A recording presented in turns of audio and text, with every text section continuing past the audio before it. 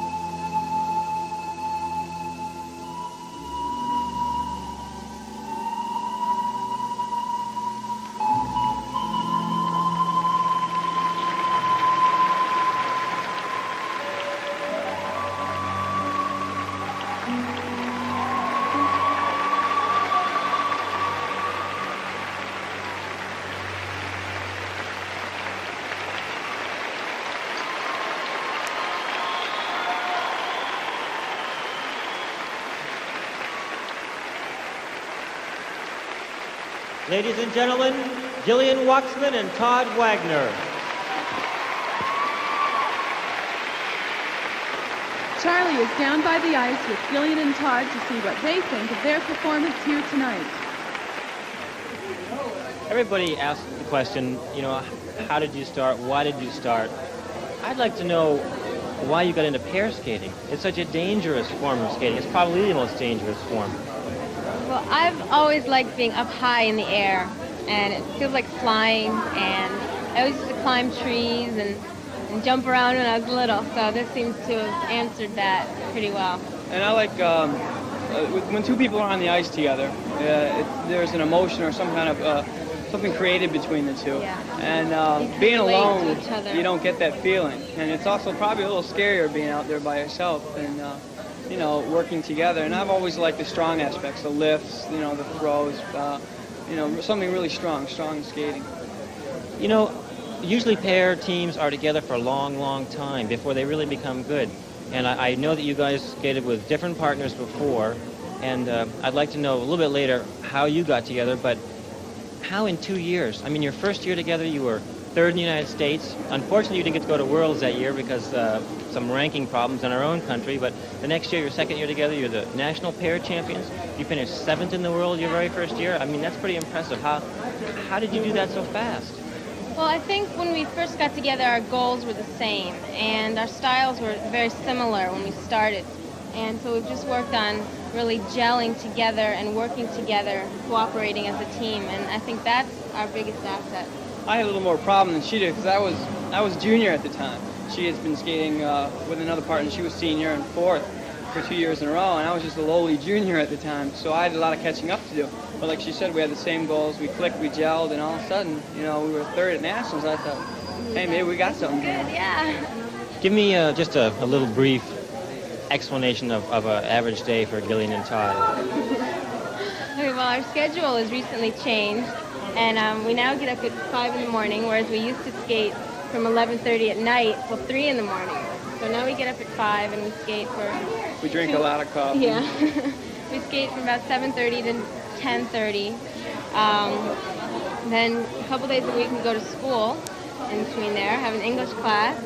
Then we come back to the rink and skate for another 2 or 3 hours with off-ice lifting in there, where we practice our off-ice lifts. We do a freestyle as well to get our own jumps. Because we have to practice jump our as well. solo jumps, so then we get together.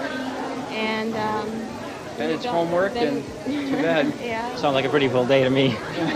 I've noticed in the past that there's been kind of a decrease in the number of really good teams at the world level, but in the United States we're getting stronger teams. Is there a reason for the decline at the world level? Well, injury is one. Most of the countries, there isn't a shortage in the Soviet Union or the United States because there's so many people to draw from that, maybe single skaters or single girls and guys that want to get together, and go farther. Like the smaller countries, East Germany and stuff, surprisingly enough, they're going out because of injuries. Going out, yeah. The girls are just doing these fantastic throws and getting hurt. I think actually the Canadians and the Americans on the world level are getting a lot stronger. It's just the smaller countries, as Todd said. Are not. Well, we just hope you guys don't get hurt. It's been good talking to you, and we look forward to your next performance. Thank you. And now, it's our pleasure to introduce once again the National Dance silver medalists, Suzanne Semenuk and Scott Gregory.